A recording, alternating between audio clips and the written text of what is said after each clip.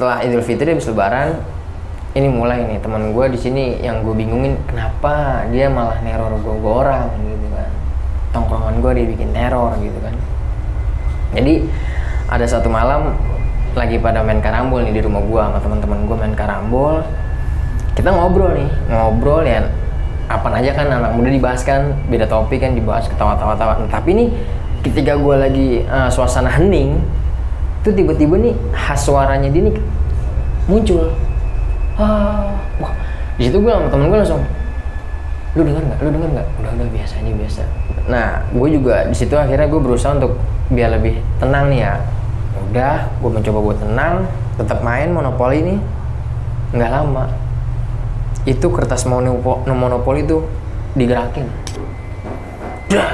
Dia posisinya bengong, diem, pokoknya raut wajahnya tuh yang gue bilang tadi sama yang dilihat sama teman gue tuh sedih banget. Kayaknya ada sesuatu yang pengen disampaikan tapi gue nggak ngerti lah dia mau nyampein hal apa gitu ya.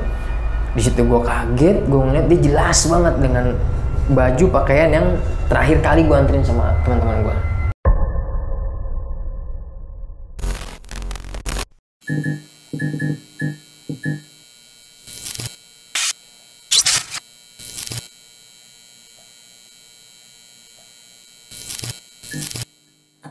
Assalamualaikum warahmatullahi wabarakatuh. Kembali lagi bersama gue Sherly di Diary Neng Sherly. Kumaha damang sadayana. Semoga kalian selalu sehat dan selalu dilindungi oleh Allah Subhanahu wa taala. Amin ya rabbal alamin. Kali ini gue kedatangan narasumber sekaligus YouTuber. Aduh, yang akan menceritakan kisah nyatanya. Waduh, gue tadi dengar sedikit itu udah bener-bener merinding banget. Gimana kalau nanti fullnya ya kan? Kita langsung aja kenalan ke narasumbernya.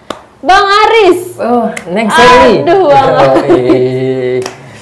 gimana kabarnya Bang Aris? Alhamdulillah sehat. Gimana kabar lo Sherly? Alhamdulillah sehat. Udah lama banget tuh gak kesini ya? 3 bulan yang lalu. Aduh, 3 bulan yang lalu ya. Dan lu juga pernah ceritakan di sini? Pernah cerita. Tentang apa tuh waktu itu? Pengalaman gua kerja di kantor, perkantoran. Jadi teman-teman, Bang Aris ini pernah cerita di Diary Neng Sherly juga, yaitu kantor yang berhantu. Wah, itu ceritanya epic banget. Dan sekarang Bang Aris juga bakal bercerita tentang apa tuh? Almarhum teman gue Diki yang gue samarin namanya meninggal pada tahun 2010 dan meneror kita semua. Teror. Ya. Gue nggak boleh, gue tuh nggak boleh yang namanya ngomong anjir. Gue sebenarnya nggak tahu itu anjir itu sebenarnya apa sih. Bingung ya maksudnya? Nggak tahu. Gue nggak tahu ya. Padahal cuma selepetan doang ya. Ya cuma anjrit. mohon maaf lah kalau misalkan memang anjrit itu di bahasa kalian kasar ya kan. Cuma kalau di bahasa kita ya cuma selepetan aja ya Bang ya. Nggak ada maksud untuk berkata jorok atau kotor lah. Bener. Bang Aris itu seorang YouTuber. Apa tuh YouTube-nya tuh? Sama tentang cerita-cerita horor, pendakian, urban legend. Apa namanya? Dimensi mistik. Oke, teman-teman yang sudah nonton di Diary Neng Sherly langsung aja kepoin channel YouTube-nya Bang Aris, yaitu Dimensi Mistik. Di situ bakal bercerita banyak tentang pendakian, urban legend, pokoknya seru-seru abis dah. Langsung aja di-subscribe dan dikepoin. Dan lu punya IG apa nih, Bang? Aris Mardani _. Iya, mungkin teman-teman juga yang mau berteman langsung aja follow IG-nya ya kan. Siapa tahu Bang Aris tuh jomblo loh, masih jomblo. Jadi untuk ciwi-ciwi nih yang penasaran ya nggak sih? Ya siapa tahu bisa ada jodoh gitu. Jodoh jadi narasumber gitu. Betul. Oke teman-teman, mungkin yang mau jadi narasumber gua, yang mau bercerita tentang kisah nyatanya bisa langsung aja DM ke IG gua ataupun IG Diary Neng Sherly. Jangan lupa juga selalu di-subscribe dan selalu dukung Diary Neng Sherly. Oke, langsung aja cerita ke Bang Aris.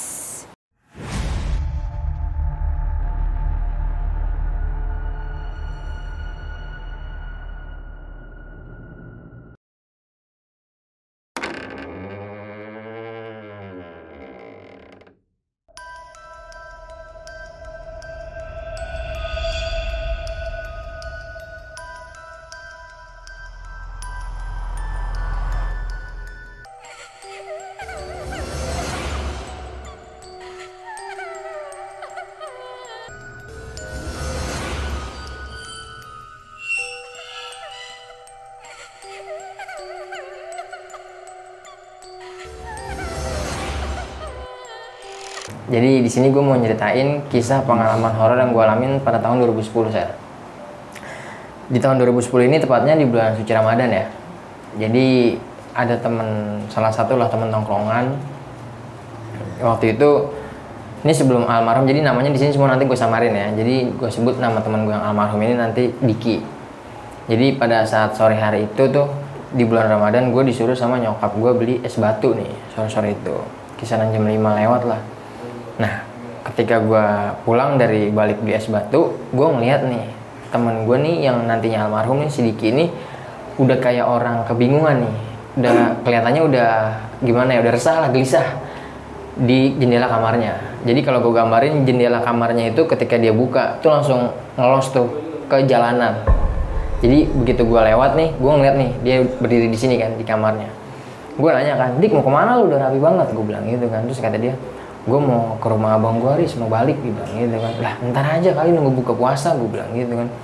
Terus kata dia, gue udah kangen sama ponakan gue, kata dia gitu. Terus gue bilang lagi, udah nanggung nanti, gue bilang gue anterin sama anak-anak, gue bilang yang penting lu buka dulu di sini, gue bilang gitu. Emang kakak lu yang cewek, kebetulan dia punya kakak cewek kan, ngizinin lu buat balik sekarang.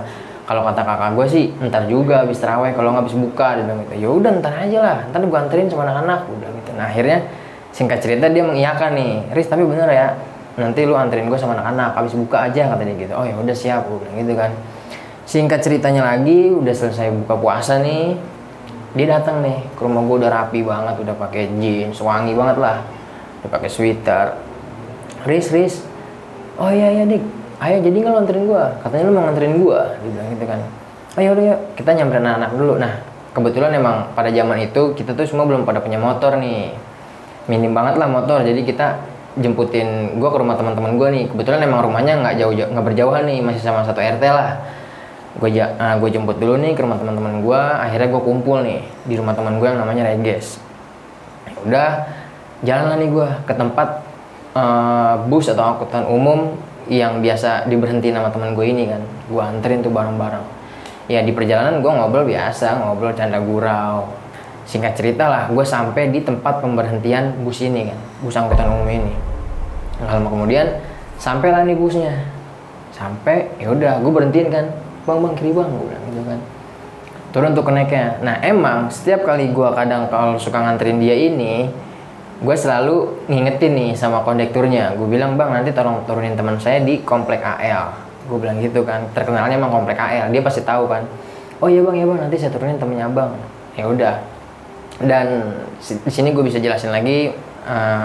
Mohon maaf karena emang fisik teman gue ini bisa dibilang kekurangan fisiknya. Makanya gue ngingetin sama teman-teman buat nurunin teman gue di lokasi ini gitu kan, komplek AL ini. Udah naiklah nih teman gue, naik bus itu, jalanlah tuh bus. Nah yang gue bikin herannya nih, temen gue nggak langsung duduk, masih posisi berdiri megangin jok bangkunya itu, tapi dia ke belakang sambil dadah ke gue orang nih kan, ke kaca belakang kan. Nah terus gue bingung, nah dia kayak anak kecil tuh. Jadi gue jadi pada nggak ada firasat yang aneh-aneh lah, kayak anak kecil aja nih ngedada-dada gitu kan. Ya ada keheranan juga sih, itu dia nggak duduk sama sekali, dia masih posisinya dada terus sampai mobil nggak kelihatan, udah jauh banget. Ya udah akhirnya gue mikir ya udah akhirnya kita pulang lagi tuh sama teman-teman. Gue pulang lagi, di perjalanan gue sama masih ngobrol-ngobrol canda gurau. Singkat cerita sholat taraweh lah nih. Selesai sholat taraweh, ya namanya anak muda ya, gue pada keluar lagi nih ngumpul di rumah teman gue si Reges. Kebetulan emang nggak jauh rumahnya dari rumah teman gue si Diki ini yang tadi naik bus itu ke rumah abangnya. Pas gue lagi itu kisaran jam 9:30-an lah, belum malam-malam banget. Pas gue lagi ngumpul nih ngobrol, gue dihampirin nih sama sosok Pak Polisi lah ya, Pak Polisi dengan mengenakan jaket, ya jaket berlabel polisi gitu kan.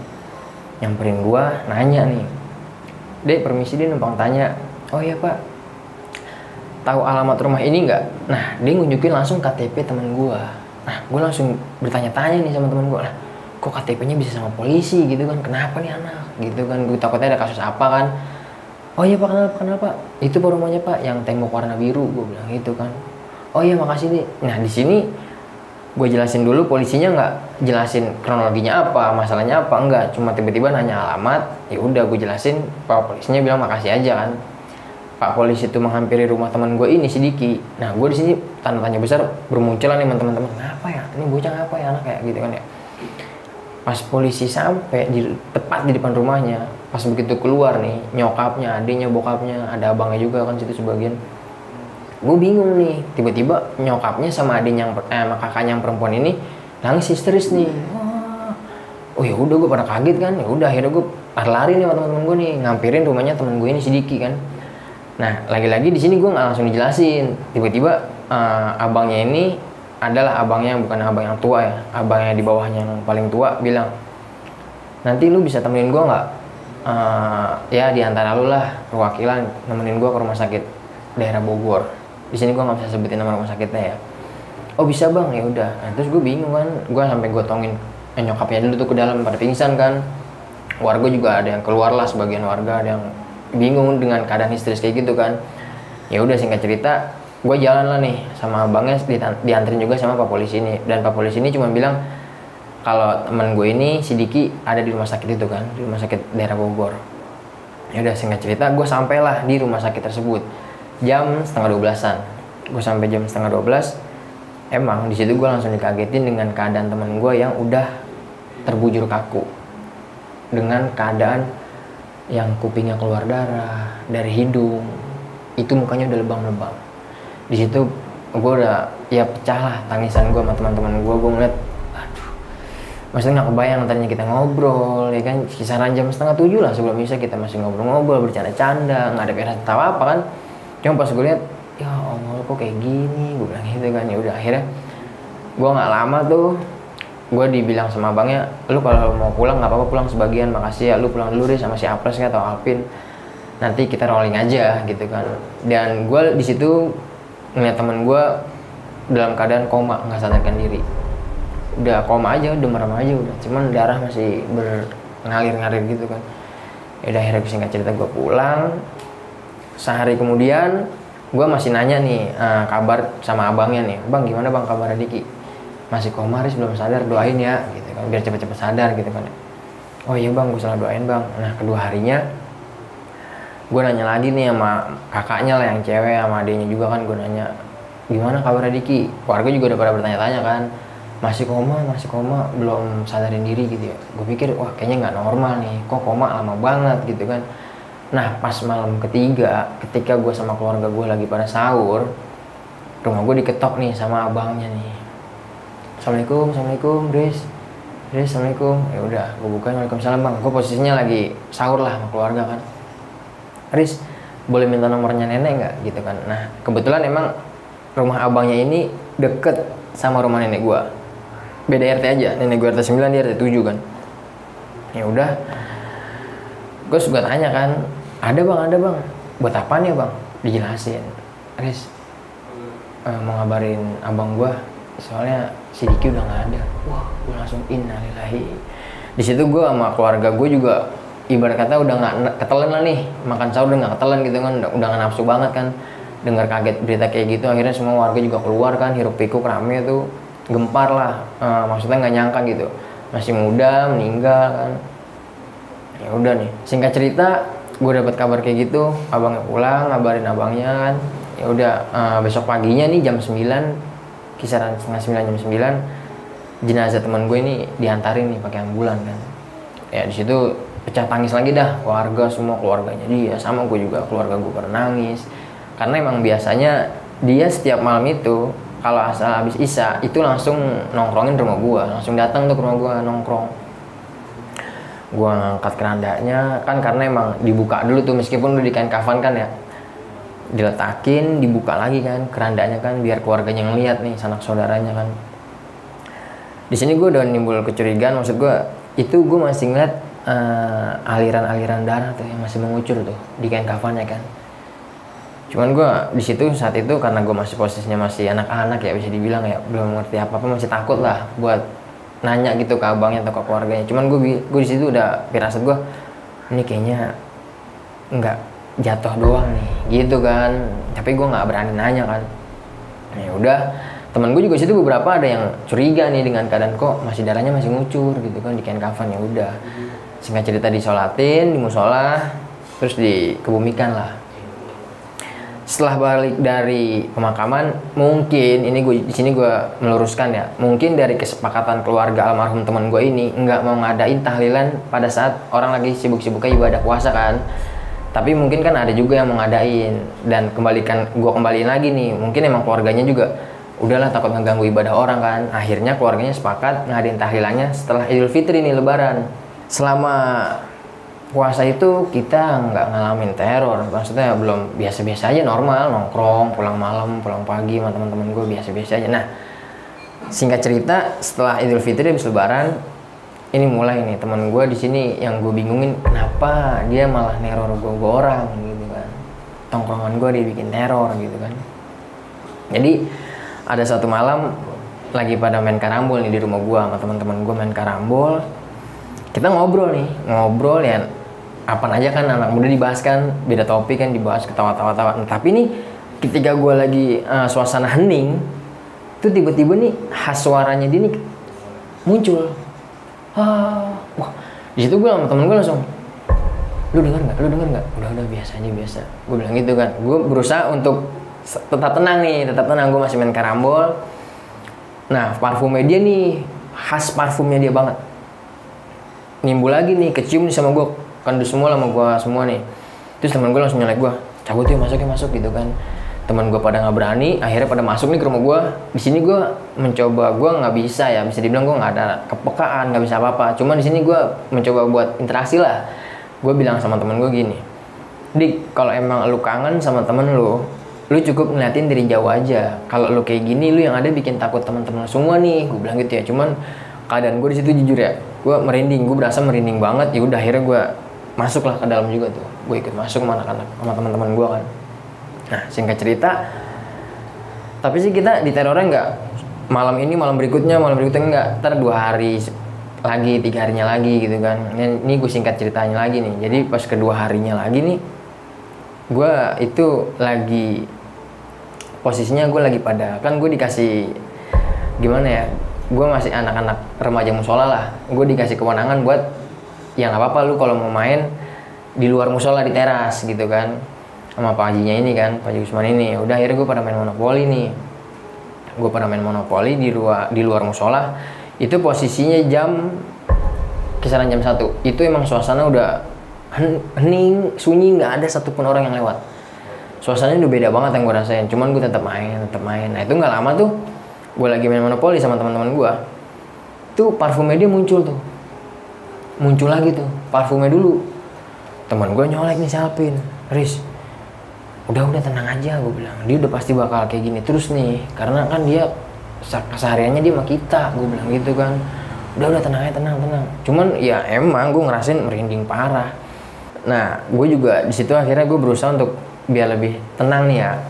Udah, gue mencoba buat tenang, tetap main monopoli nih. Nggak lama, itu kertas monopoli itu digerakin. Langsung jadi kan yang gue beli rumah-rumahan, hotel-hotelan tuh pada kebalik semua kan.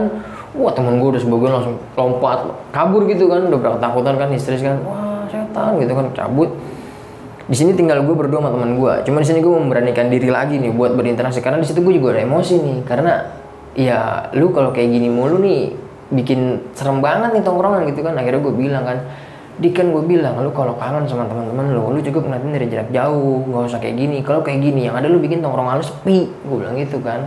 Lu bikin teman lu semua pada ketakutan. Ya udah, akhirnya gue juga nggak berani lama-lama kan, gue juga udah merinding banget. Udah, gue tinggalin juga, gue beresin, gue langsung tinggalin tuh. Nah, ini ada cerita dari teman gue yang ngalamin nih, si Reges. Jadi Reges ini pulang dari rumah teman gue si Agus. Itu kisaran masih jam 12-an, turunan musola Haji Usman kan ada pohon melinjo tuh. Nah, dia cerita sama gue pas ketika gue lagi beli rokok nih di warung Ucok. Dia bilang pas dia lagi pulang dari rumah Agus nih, sepi banget itu kondisinya, emang keadaannya udah sepi pas turunan gitu. Nah, temen gue nih ngeliat nih sosok almarhum ada di samping batang pohon melinjo. Cuman kondisinya dia berdiri aja nih, gini. Mukanya pucet, ya sedih lah. Ada kesedihan di raut wajahnya tuh, sedih banget, pucet. Temen gue sadar pas nengok, astagfirullahaladzim, udah meninggal. Langsung temen gue langsung cabut. Pas gue lagi berokok, temen gue cerita kayak gitu. Nah lu ketemu, iya Riz gue semalam ketemu sama almarhum. Gila ya, kok orang dia udah meninggal kok malah jadi nampakin ke kita ya, kan dibilang gitu kan. Cuman di situ kan gue ngejelasin nih, gue bilang ya itu sih sebenarnya bukan arwahnya dia. Kalau yang namanya orang udah meninggal tuh arwah langsung menghadap Allah lah, gue bilang gitu kan. Itu korin, gue bilang, yang nyerupain dia. Jadi lu udah nggak usah heran nih, jangan takut juga, karena dia pasti setiap saat nih bakal masih nakutin kita, karena dia sering nongkrong sama kita, makan bareng, ngapain aja bareng, gue bilang gitu kan. Ah gila serem banget, kata temen gue kan. Lu seriusan ya? Iya udah, pokoknya ya kita harus terima resiko, gue bilang gitu kan. Ya udah akhirnya gue selesai obrolan gue.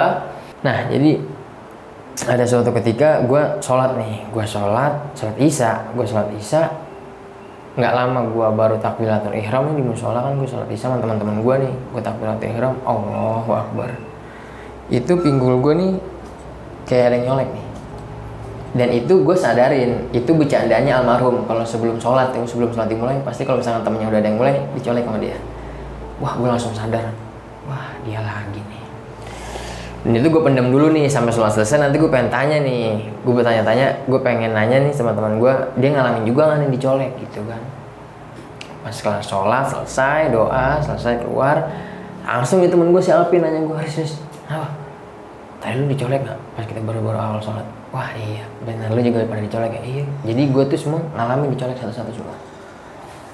Dan itu emang bercandanya dia banget. Pokoknya kalau mau sholat dia pasti bercandanya kayak gitu. Dan di situ juga teman gue nanya lagi, kok bisa ya kita lagi sholat padahal ya dia masih ngegangguin. Terus gue jelasin lagi, ya kan udah bilang kemarin, pokoknya dia akan ngikutin karakternya dia terus, gue bilang gitu. Selama dia kita kayak gimana dia bakal ngikutin kayak dia, gue bilang gitu kan. Ya udah, singkat cerita malam minggu nih. Ini malam minggunya gue lagi ngadain bakar-bakar ayam nih. Bakar ayam di rumah teman gue. Itu kisaran jam 11:30. Karena ayam belum matang, masih disiangin, gue udah bete aja nih, maksudnya entarlah nunggu matang dulu lah. Gue tinggalin dulu tuh, gue melimpir ke rumah teman gue, ke terasnya rumah teman gue ngerokok dulu nih sebatang. Pas gue lagi ngerokok tuh, pandangan gue nih langsung ke arah kiri bawah. Jadi tuh rumah gue ini dari musola tuh dataran rendah turunan ke bawah. Nah pas gue lagi nengok begini ke kiri, gue ngeliat nih almarhum temen gue ada di bawah pohon belimbingnya. Di situ dikenalnya warung Poiyah ya, warung sayuran, dan dia ada di situ. Dia posisinya bengong, diem, pokoknya raut wajahnya tuh yang gue bilang tadi sama yang dilihat sama teman gue tuh sedih banget. Kayaknya ada sesuatu yang pengen disampaikan, tapi gue nggak ngerti lah dia mau nyampein hal apa gitu ya. Di situ gue kaget, gue ngeliat dia jelas banget dengan baju pakaian yang terakhir kali gue anterin sama teman-teman gue. Gue ngeliat, nah gue langsung tarik nih abangnya nih. Bang, sini bang. Kebetulan emang abangnya lagi nimbrung tuh di tongkrongan gue kan. Bang, sini bang. Kenapa harus kamar sini bang? Bang, lu ngeliat nggak bang? Gue bilang gitu kan, lu ngeliat nggak sedikit? Mana? Abangnya sampai ngucap mata gini. Abangnya nggak ngeliat, nggak dikasih lihat. Itu bang, di samping pohon belimbingnya Poiyah. Gue bilang itu bang, dia lagi ngadep ke arah kita. Nggak ada. Nah, gue biar meyakinkan nih, gue tarik teman gue si Reges. Guys, lu lihat nggak guys? Wah iya, astagfirullahaladzim. Teman gue sama gue doang yang dikasih nunjuk. Merinding banget gue. Ya, gue kalau cerita ini geblek. Terus teman gue bilang, wah iya bener, bang itu bang, gue nggak bisa ngeliat. Demi Allah gue nggak bisa ngeliat. Itu bang. Tapi nggak lama teman gue ngeliat ini, dia langsung nambahin tangan, senyum, dia pudar. Langsung hilang kayak gitu aja, pudar. Wah hilang bang, udah bang, gue bilang. Nah disitu abangnya langsung nanya, kok lu doang yang bisa ngeliat ya? Gue kagak bisa sama sekali, bener gue gak bisa ngeliat guys. Lu bener ngeliat guys? Ngeliat bang gue. Dia pakai baju terakhir kan, Lis, yang kita anterin. Iya.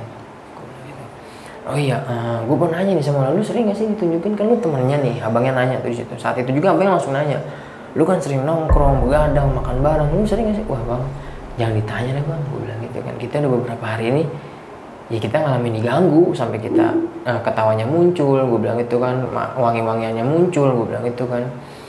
Iya ya, tapi kalau keluarga lu gimana bang, gue tanya gitu kan. Keluarga gue nggak ada nih. Kalau mimpi gimana mimpi nggak ada yang dimimpiin, nyokap gue bokap gue nggak ada, dibilang gitu kan. Ya udah singkat cerita, ya matang, gue makan selesai. Abangnya ngeluarin nih, ada kacang-kacangan yang bekas tahlilan kan, bekas makan tahlilan. dikeluarin nih kacang itu kan langsung taruh di piring tuh, taruh di piring. Ya udah gue pada ngerokok ngobrol. Di sini gue dikagetin lagi sama hal mistis lah. Intinya itu kacang ketika gue lagi ngobrol tuh kacang ada yang kepantul tuh 1 2 3 kacang tuh tak. Cuman nggak kelihatan jatuhnya, tak bareng tuh. Di situ gue semua ngeliat sama teman-teman gue saksiin. Wah setan nih, wah ini teman gue langsung nafsirin si Diki nih ngikut nongkrong kan. Dan di situ gue nggak tahu nih ini gangguan dari jin mana atau almarhum temen gue ya. Wah gue langsung kabur semua. Gue kabur. Nah gue ngumpul nih di rumah teman gue. Nggak berani pulang kan. Nah cuman pas nggak berani pulang ini, temen gue ini ngejelasin namanya si Bakul.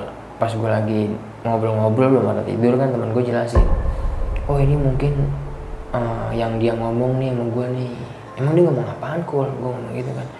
Iya jadi inget nggak waktu gue pulang takut kan, rumahnya si Bakul ini jadi ngelewatin Kali Ciliwung, pohon bambu, takut tuh dia kalau udah kemalaman. Pasti kalau nginep di rumah Reges, rumah gue rumahnya si almarhum ini kan.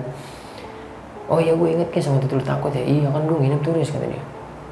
Nah dia buka jendela tuh, jendela kamarnya dibuka sama dia sama almarhum. Dia ngajakin gue, Kul sini dah.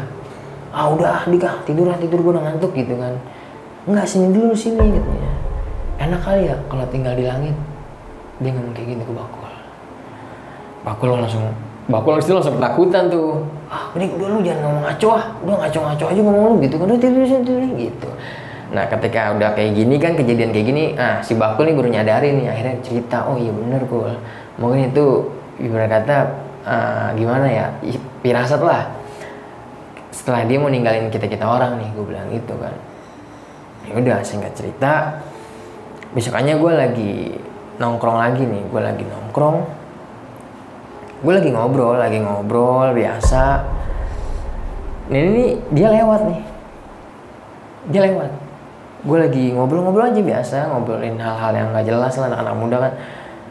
Tiba-tiba dia lewat nih, dan itu gue ngeliat dia napak sama bumi, dan pakaiannya itu yang terakhir kali gue anterin. Gue di situ, waduh, gue ngeliat semua nih. Kan gang gue kecil, jadi ini rumah gue, ini tembok rumahnya dia, pas banget sama sebelah kamarnya dia. Jadi ini cuma jalan kecil yang nggak bisa dilintasin motor sama mobil, nggak bisa, cuma jalan warga aja. Itu gue pada ngeliat semua dia lewat. Langsung temen gue, dia lewat, masuk ya, udah biarin aja, dia nggak bakalan inian terus-terusan, gue akan gitu kan. Selang cerita 5 menit 10 menit lah, gue lagi ngobrol lagi, dia lewat lagi. Dan pandangannya tuh flat, dia kayak ya alhamdulillahnya dia nggak nengok, itu aja sih kalau menurut gue. Dia cuman lurus aja lewat, cuman apa, kayak biasa, pakai sendal biasa. Wah udah akhirnya gue sama teman-teman gue, udah masuk tadi lewat lagi ya gitu kan. Ya udah akhirnya gue masuk nih. Nah ini ya, ada di mana momen yang gue langsung ngerasain nih, bener-bener langsung berdampingan nih sama dia, tatapan langsung. Jadi waktu itu pas banget malam Jumat, nyokap bokap gue ini ke rumah sepupu gue nih di Jatinegara, bude gue. Karena kan sepupu gue hari Sabtunya mau ada acara nikahan nih. Jadi yang di rumah gue sama abang gue, yang niatnya Sabtu pagi gue baru OTW nih ke sana gitu kan, ke Jatinegara itu. Nah abang gue nih nongkrong nih di rumah, gue posisinya sendiri. Gue sama nonton TV di ruang tamu kan. Kalau gue gambarin, jadi ini sofa gue, tapi gue duduk di bawah, gue senderin sofa kan. Nah gue nonton TV nih, emang itu suasananya gue ngerasain udah beda banget nih yang gue rasain. Tapi mata gue nih ngantuk, tapi belum mau tidur. Gue masih ngelirik jam, gue lihat setengah 12, ya udah. Gue nonton TV, makin lama makin suasana gue merasa udah beda banget kan. Tapi nggak tahu kenapa nih, tiba-tiba nih tangan kiri gue nih kayak kantak sendiri nih ke belakang gitu kan, megang sofa ini kan. Nah pas gue pegang, kok badan manusia. Pas gue pegang sampai ke leher, kok dingin ya. Gue nengok nih pelan-pelan, astaga, itu almarhum temen gue. Astagfirullahaladzim. Gue di situ langsung, ya Allah, di situ gue campur aduk nih. Takut iya ada, cuman di situ gue mikirin teman gue gitu kan. Di situ gue masih megang dia tiduran aja nih. Dia begini miring, dia nengok ke gue dengan tatapan yang sedih banget dah. Pucet, dingin banget, sedih tatapannya, tapi nggak ngomong apa-apa. Di situ gue langsung bilang, astagfirullahaladzim Dik, lu kenapa kayak gini sih? Gue bilang gitu kan. Kita tuh semua udah ikhlas, keluarga lu udah redo, udah ikhlas, gue bilang gitu kan. Udah ngirimin doa, ya udah, lu tuh udah bukan alam lu lagi di sini, gue bilang gitu kan. Semoga amal ibadah lu, dosa-dosa lu tuh dosa-dosa lu diampunin, amal ibadah lu diterima sama Allah, gue bilang gitu kan. Ya udah ya, lu gue doain ya, gue kirim Al-Fatihah ya. Gue sempet ngeberanin diri tuh, sambil megang, gue masih megang. Terus akhirnya gue bilang, gue bacain Al-Fatihah. Nah, nggak lama dia langsung kayak hilang tuh. Dan emang kenapa dia bisa muncul kok tiba-tiba di sofa gue, karena kalau setiap dia main ke rumah gue, dia itu nggak pernah tuh duduk di lantai. Kalau lagi nonton DVD, film apa, lagi ngobrolin apa, dia pasti tiduran di sofa gua. Dan posisinya seperti yang gue pegang. Yang tadi gue pegang tadi itu, dia lagi miring aja. Dia kebiasaannya kayak gitu, kesehari-hariannya dia kalau lagi di rumah gua. Wah, gue langsung, aduh, yaudah dah. Gue beraniin diri, akhirnya gue bisa tidur. Besok hari Jumat kan, sholat Jumat nih. Sholat Jumat, ngumpul kan sama teman-teman gue. Di situ gue bilang, semalam gue langsung tatapan sama Diki. Kaget tuh temen gue. Lu seriusan Riz? Iya. Semalam dia ada di sofa gue bilang gitu kan. Nah terus dia ngasih pesan apaan Riz? Dia pesan lo, dia ngomong apaan ke lo? Enggak, dia ngomong apa-apaan, gue bilang gitu kan. Yaudah nanti gue minta, pokoknya besok Jumat kita mampir yuk, gue bilang gitu kan. Karena kebetulan masjid tempat gue sholat Jumat ini nanti emang nggak jauh banget nih sama lokasi pemakaman almarhum kan. Nah temen gue dia udah selesai sholat Jumat, selesai gue pada ke pemakamannya di ziarah kan, gue berdoa di situ, berdoa, pulang. Yang namanya anak muda kan nggak langsung pulang, gue nongkrong lagi nih di rumah temen gue. Nah abangnya pulang sholat Jumat juga tuh, nyamperin kan, Riz, oh iya bang, kenapa bang? Besok ada yang mau temenin gue nggak? Kemana ya bang? Gue masih penasaran nih sama tempat terakhir adik gue turun, bilang gitu kan, turun dari bus angkutan itu kan, Mini Harta kan. Oh iya bang, siapa? Besoknya hari Sabtu ya, dia bilang gitu kan. Ya kisaran jam 1-an lah, kayak gini lah, dia bilang gitu kan. Oke siapa bang, besok siapa aja bang?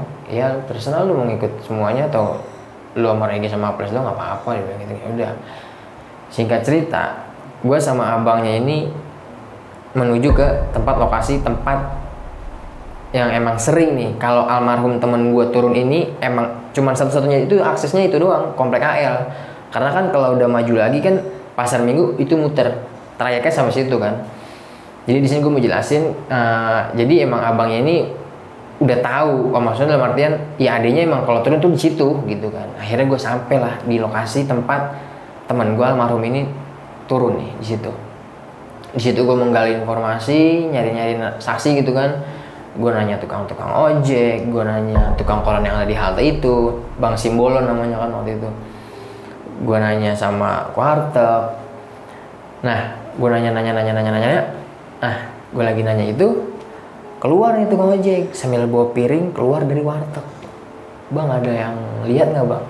Bulan puasa kemarin, belum malam-malam banget jam 7, anak muda kecelakaan atau jatuh gitu kan, ditabrak apa gimana gitu bang.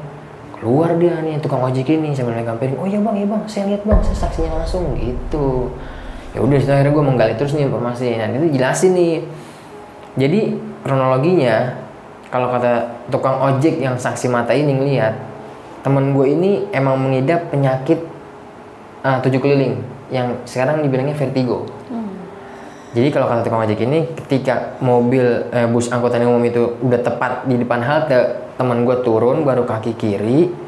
Nah supirnya ini ngegas, nggak tahu lah supirnya ngeliat di spion atau enggak gitu kan, tiba-tiba jalan nih. Akhirnya teman gue kan kebanting kan, keplanting, jatuh lah ke aspal. Kalau kata tukang ojek, ya mungkin benturan keras nih di kepala. Tapi langsung tuh warga yang ngeliat waktu itu, yang pada lagi nungguin bus tuh di halte itu, pada sigap, pada nolongin kan, ngeberhentiin bus angkutan umum itu. Berhenti lu, berhenti, tanggung jawab gitu kan. Akhirnya berhenti tuh kan, bus itu berhenti. Ya yang dilihat sama warga-warga sekitar, tukang ojek yang ngeliat teman gue pada saat itu tuh, teman gue nggak berdarah, nggak mengeluarkan darah sama sekali, cuman melotot aja katanya, melotot, matanya ke atas aja, cuman bersih, nggak ada darah sama sekali, muka nggak ada lebam-lebam. Ya udah akhirnya dibilang tanggung jawab, katanya supir sama keneknya, oh iya nanti saya akan bawa anak ini ke rumah sakit, saya bakal tanggung jawab gitu kan. Nah akhirnya diangkat teman gue ke dalam bus itu, diposisiin paling belakang, bangku paling belakang yang panjang. Jadi beberapa penumpang disuruh maju kan, disuruh pindah posisi duduk tempat duduk. Mungkin dari semua warga yang bantuin temen gue ini waktu lagi nolongin, nggak ada yang berpikiran atau curiga nih sama kondektur dan keneknya ini kan, kayak supir dan kondekturnya ini. Akhirnya jalan nih, dan itu nggak ada warga yang ngikut, nggak ada yang ngedampingin. Dan ini pemikiran gue pribadi ya, karena posisinya malam, dan mungkin supir sama kondekturnya ini takutnya nanti apa, ketika dianterin dihakimi keluarganya atau dibikin kasus lah, dimasukin penjara kan. Ya temen gue nih di perjalanan nih, mungkin sebagian penumpang disuruh turun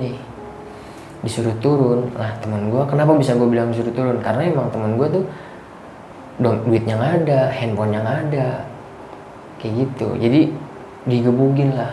Ya mungkin temen gue udah nggak ada daya kan, udah nggak ada sama sekali tenaga, digebukin tuh, dipukulin dengan benda-benda tumpul, diambilin uangnya yang bisa gue bilang masih alhamdulillahnya, syukurnya KTP-nya masih terselip di dompet.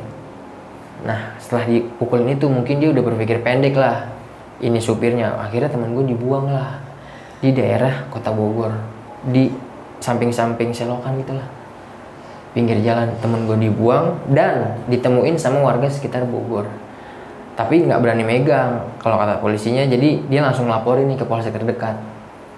Di situ akhirnya kan dia bingung, gila bang, sampai segitunya ya bang, kasihan banget. Iya bang, jadi adik gue nih mukanya udah lebam-lebam. Gue nyeritain lagi kan ke tukang ojek yang lihat itu, darah selalu ngucur, itu koma 3 hari koma, nggak sadarkan diri, akhirnya meninggal. Nah udah gue jelasin kayak gitu kan, ya saksi-saksi pada bingung nih, maksudnya kok sampai setega ini gitu kan, bukannya dibawa ke rumah sakit tapi malah dianiaya gitu kan. Ya udah, gue udah tahu nih, udah ngegali udah ketahuan lah kunci jawabannya kayak seperti apa gitu kan. Kalau teman gue ini jelas nih faktornya, awalnya jatuh, terus dalam keadaan masih utuh, masih belum kenapa-napa, tapi malah dianiaya gitu kan di dalam bus angkutan umum itu. Ya udah, singkat cerita, gue udah tahu kabar beritanya kayak apa kan, gue pulang nih. Dan gue di situ nggak pernah nanya sama sekali sama keluarganya, bang gimana kasusnya bang, udah dilaporin belum? Gue sama sekali biasa-biasa aja. Dan gue pikir setelah udah ketahuan jawabannya kayak gitu, itu masih itu udah selesai nih. Ternyata enggak, temen gue masih neror aja nih. Dan masih sebagian kayak teman-teman tongkrongan gue yang cewek, yang bekas mantannya lah bisa dibilang ya, kadang kalau lagi dia malam nih, lagi di dapurnya, dia lewat melintas manggilin Resti gitu doang. Cuman ya itu, ketika lagi nongkrong, lu ngalamin gak sih gini?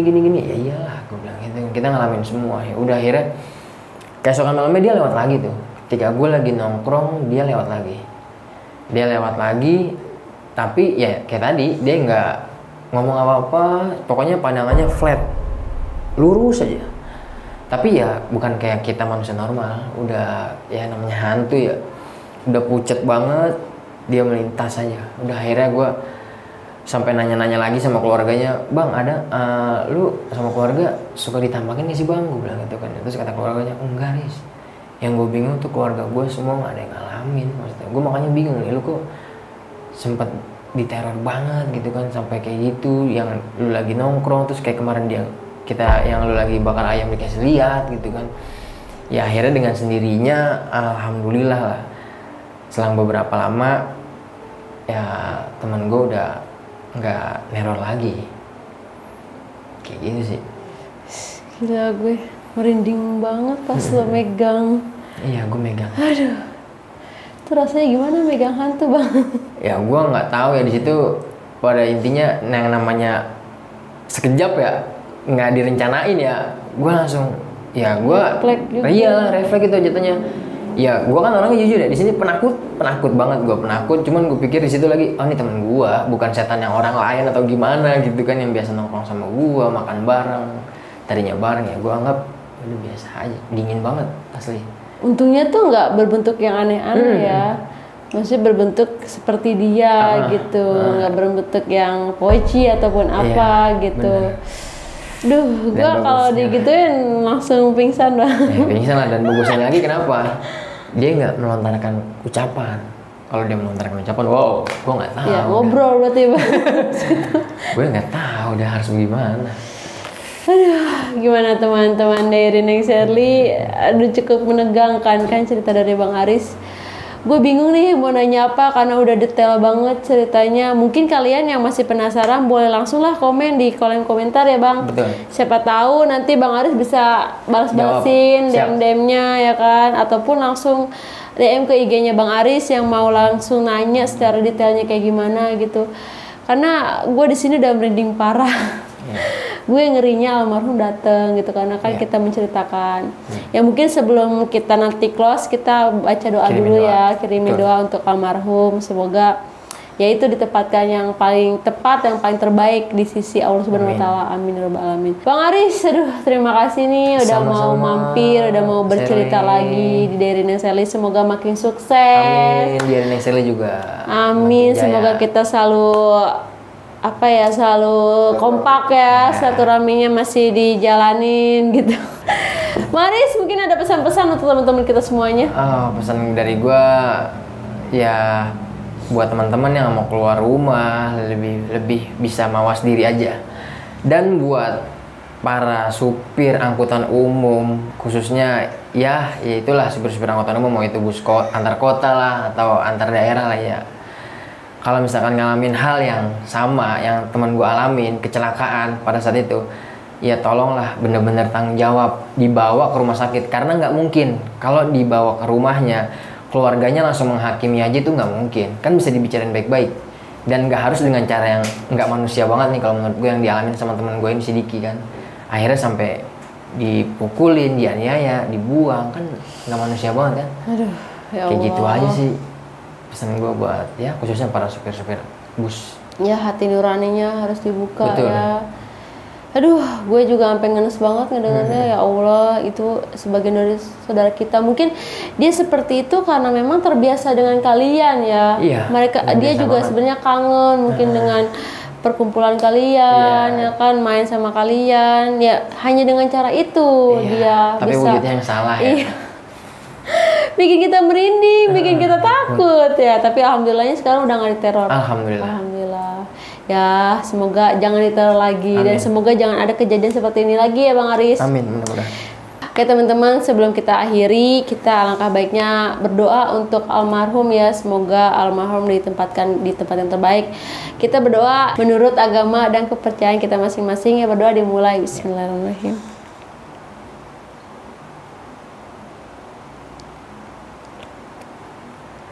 Doa selesai. Bang Aris, terima kasih. Sama-sama. Hati-hati di jalan. Kita udah jam 2 ini, jam 2 pagi ini. Jam 2 pagi. Masih ada perjalanan pulang. Iya, hati-hati. Sukses terus ya. Amin. Buat Diary Neng Sherly. Domestik juga sukses. Amin. Terima kasih. Assalamualaikum warahmatullahi wabarakatuh. Waalaikumsalam warahmatullahi wabarakatuh.